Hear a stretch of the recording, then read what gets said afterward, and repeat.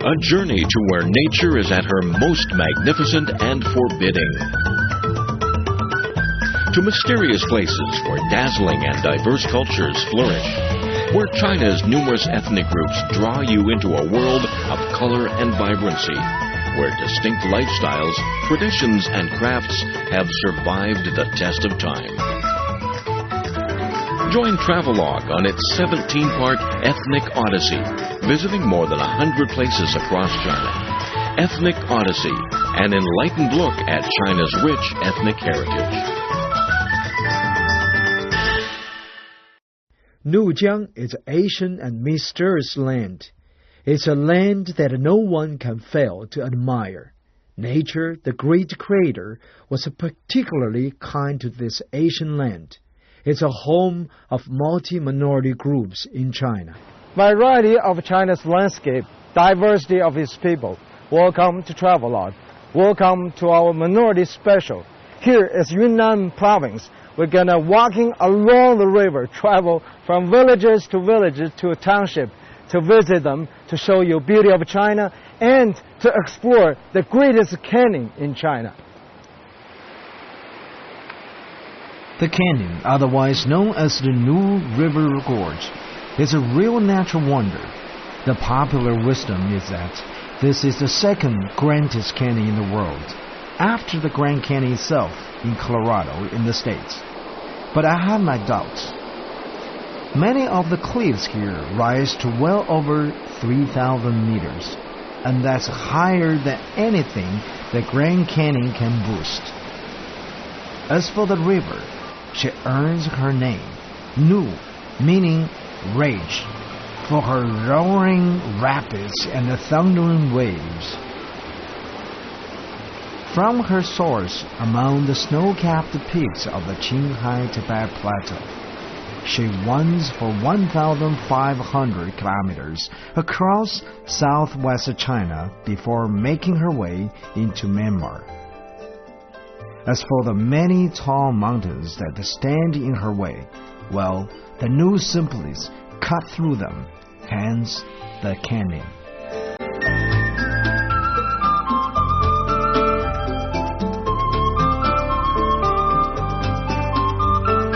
Another wonder of the canyon is the ethnic minorities. It's hard to imagine anywhere else in the world which is such a huge diversity of dialects, customs, and faiths. The only thing that people seem to have in common here is a shared belief in living in peace.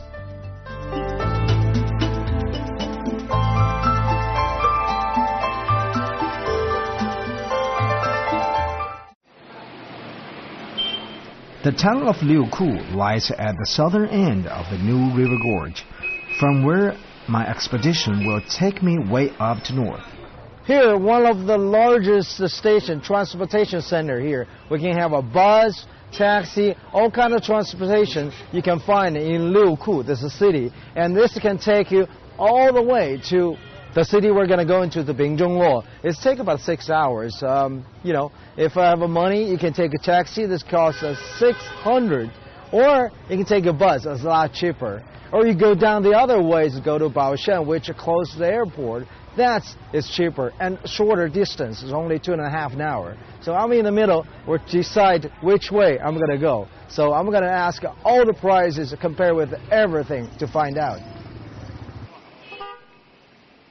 As the capital of the Nujiang Lishu Autonomous Prefecture, Liuku enjoys good transport links, so you can get to pretty well all of the prefecture's many townships and villages from it. I've already discovered the names of the 4 counties that make up the prefecture. They're Lushui, Fugong, Lanping, and Gongshan. Clearly, though, I've got a lot more to learn about what seems to me a truly charming area.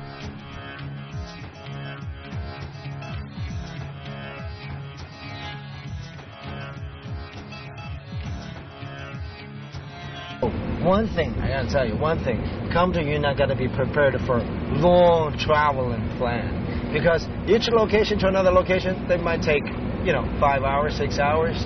But just don't sleep. Wake up watching around, while you're driving. There's so many beautiful scenes along the road. But it's gonna be a long plan because, this is all in the mountain. You have circling the mountain from one to another one. Take a day or two, and then you want to enjoy. So you need a long plan. Got it? Too much drive. I'm tired.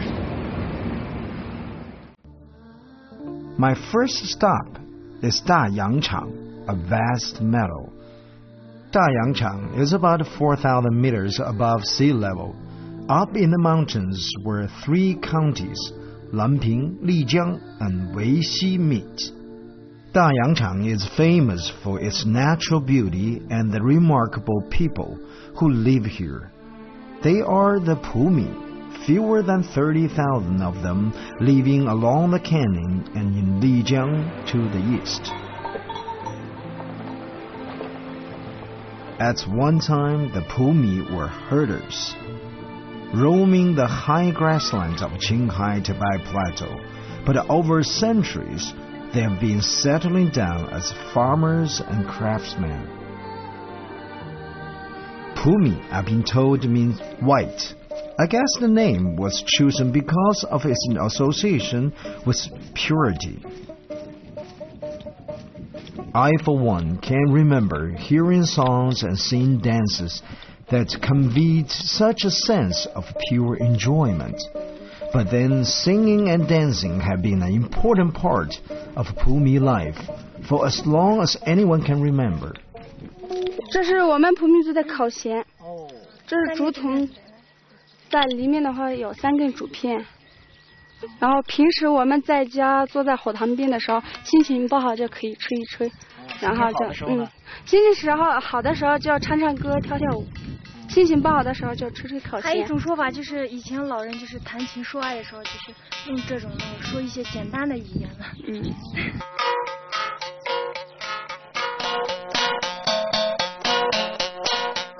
The Koxian is an icon for Pumi tradition, which makes it more a narrator of history than a vehicle of love. In times gone by, the Pumi were a nomadic folk, roaming the grasslands up north on the Qinghai Tibet Plateau. When powerful invaders came from the north, the Pumi declined to fight and instead they moved further south. Apparently, much of their wandering was done to the accompaniment of the Koxian.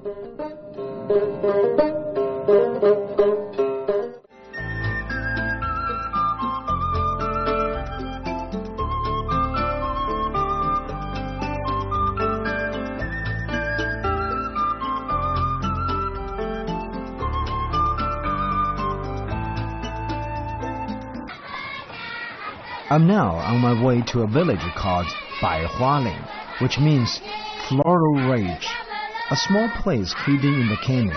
It was barely known to the outside world. That was until a century or so ago, when the village had some visitors who left it a legacy that is making it known today. Like any other new arrival, I've given a traditional Li Su welcome.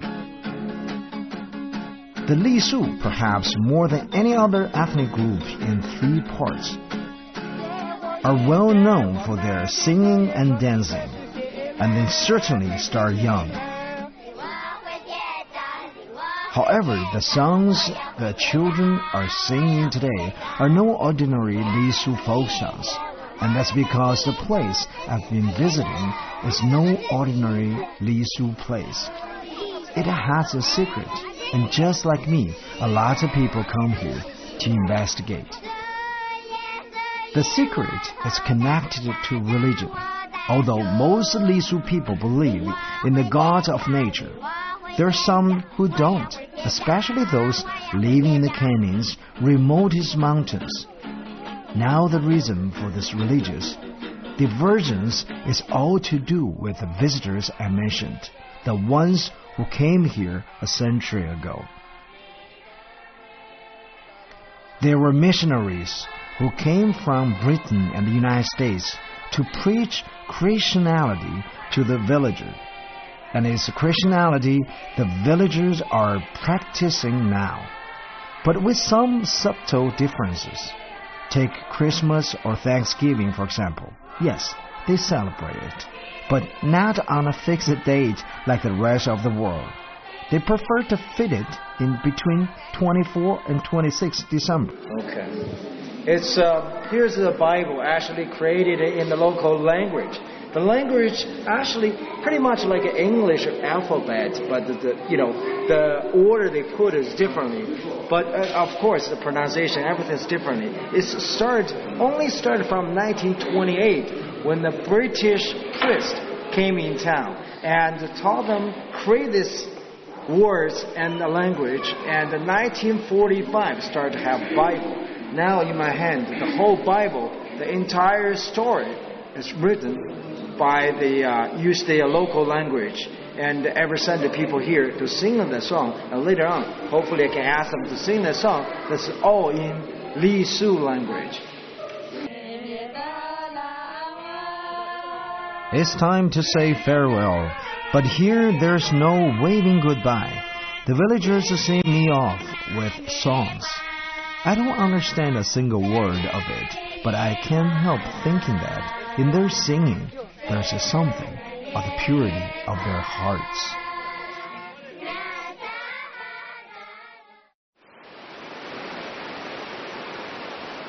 Next stop is Fugong County, east of Lanping.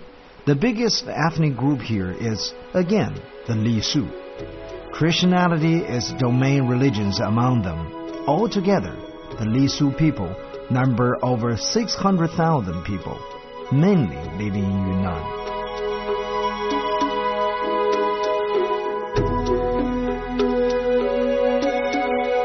Traveling on a bumpy road can be pretty uncomfortable, especially at a moment like this.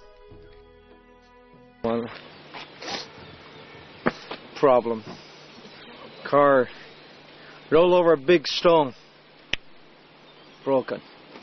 Now we have all the sea, you can see the trail. No more gas. No more oil. So we're gonna either hiking or lucky get a car. It's in the middle of nowhere. Well, as you can see, I'm pretty lucky. Even so, there's no avoiding some footwork from time to time in the canyon. It's common to see people walking in these parts, where the mountains are so steep and the current runs so fast. But there are times when two legs simply ain't up to the task.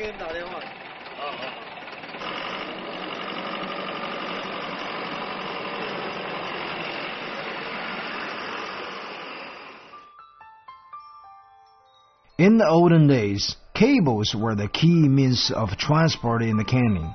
Everything from goods to human was transported via cable. I love Yunnan. Actually, I love every place to travel. Every time I go somewhere, I can find interesting thing, exciting thing. For example, here is a cable car. I'm going to go there. It's all manual. Go with the beautiful girls, with the local, minority, and they do that every time. Now, I'm going to cross the river. Just do it more exciting. And the first time, I'll try. Oh, I'm a little bit scared, actually, be honest with you.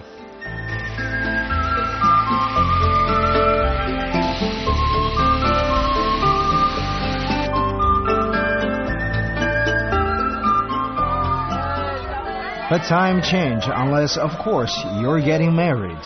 Lisu style. There are the traditional songs and dances and ceremonies. It all seems just like a regular wedding, until I notice something rather strange. There's no sign of the bride and bridegroom. So what's going on? It turns out it's all part of the unique Li Su wedding tradition.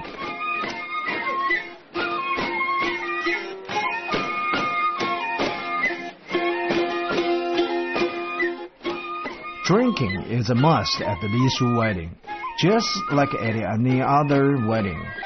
But here the tradition is for all the guests to drink from one barrel of wine.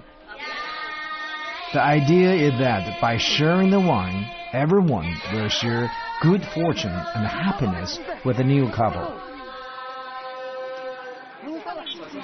Sandberry lovers, this is a tradition.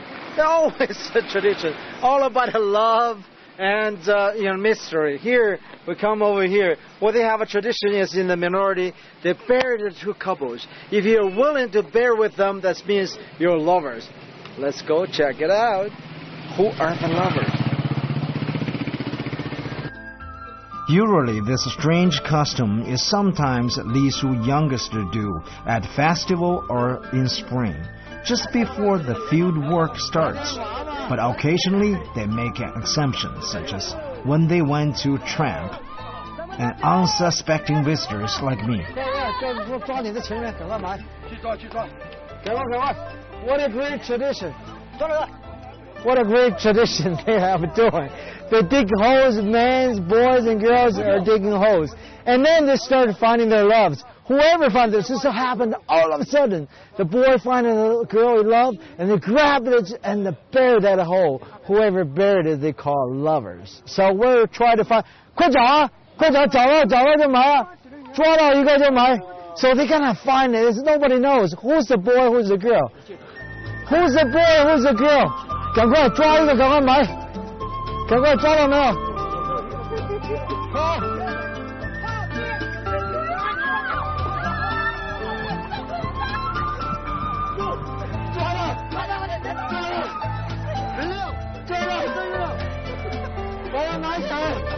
That's what happened.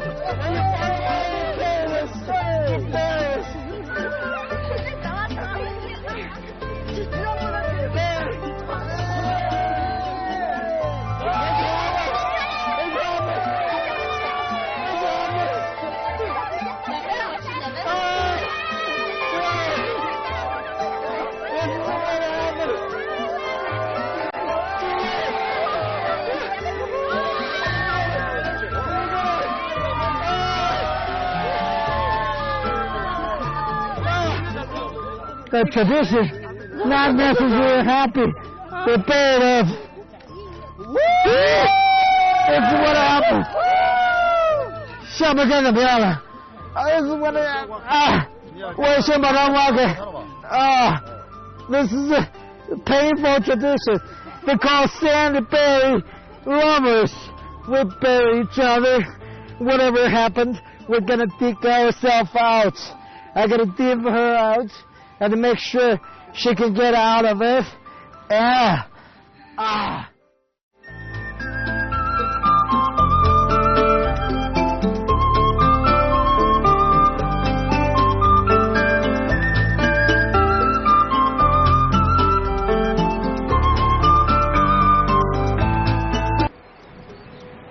I'm now on my way up north to Gongshan Autonomous County, from where the canyon extends into Tibet. The way the mountains are arranged here forces three major rivers, the Jinsha, the Nu, and the Lanchang, to flow very close together from north to south. So hereabouts, they're known as the three rivers in parallel. The town used to serve as a major stop on the famous Tea and Horse Caravan Trail, with all the goods and traffic that pass through the town en route between Yunnan and Tibet. It became home to different ethnic groups, who in return give the town its unique cultural mix.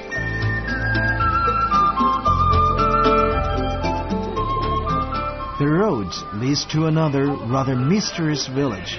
I just can't wait.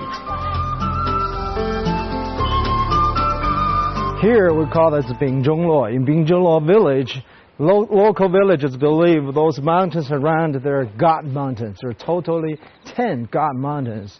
Not only that, this community is a mixture of all religions and all different minority groups. For example, walking on the trail, I can see Christian church, Tibetan Buddhism, and also you have all the families that's living around here, all mixture of different minority groups. They all have their own religions. They're living together happily.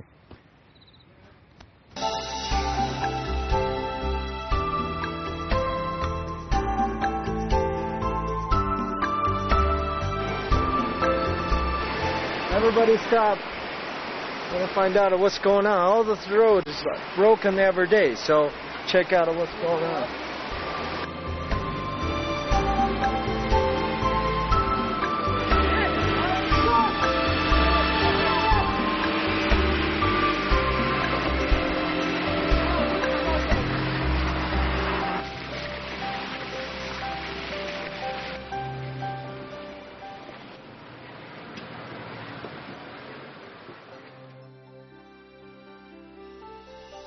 The village is called Wuli, which means in the mist. So if you hadn't already guessed it, now you know the village lies deep in the mountains. There's no road to it, which can make things rather inconvenient. The advantage is that Wuli remains unaffected by modern civilization, the original, unspoiled paradise, in fact. The village is home to the Nu, one of the oldest ethnic people in Yunnan, who live mostly in the 4 counties of the prefecture.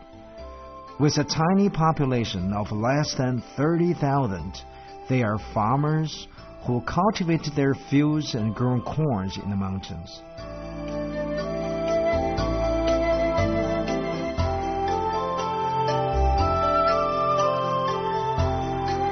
Oh, we see the houses, all the materials made of local. For example, we'll see the ceilings here on top of the house. Those are the platform from the rock. It's cut from the rock, piece by piece, laying there, protect the water. It's waterproof.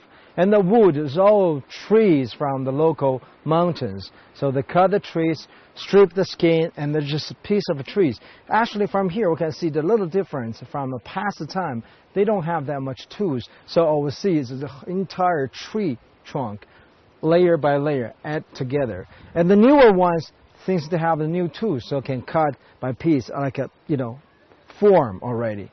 So it's every materials from the local. And here, the 40 families enjoy their life using everything in the here, and food, they make their own food.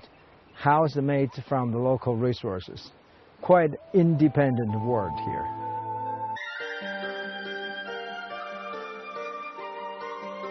From here, the canyon and the Nu River continue on into Tibet. There was a time when the river served as transport link between Tibet and the rest of the world, away to the southeast. Owing to the roundness of the canyon, a road was eventually carved out of the cliffs in the canyon.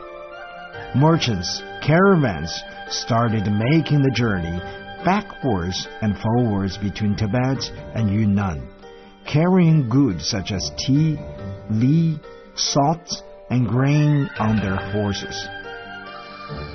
And so the road became known as Tea and Horse Caravan Trail, which at one time was the only transport link between Tibet and southwest China.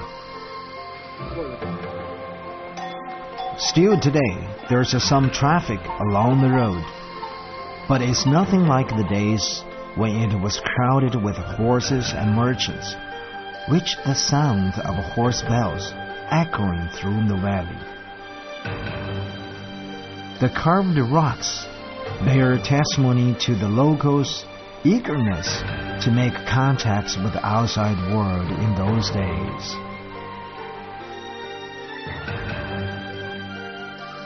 It's time to bid farewell to the canyon and to its charm and beauty. From here, our journey will continue on the famous road, The plan is to travel with caravan of the past, in anticipation of discovering and experiencing all the wonders and mysteries that await on the road ahead. Our journey will take us on into the great and mysterious highland of Tibet. So stay tuned for more of Travelogue Ethnic Odyssey.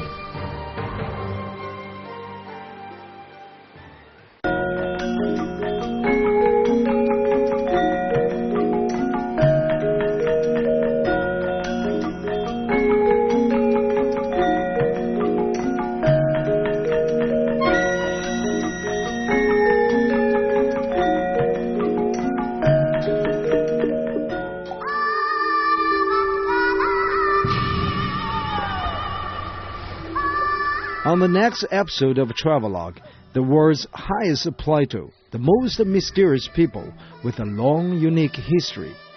Meet the brave and devout Tibetans in Tibet.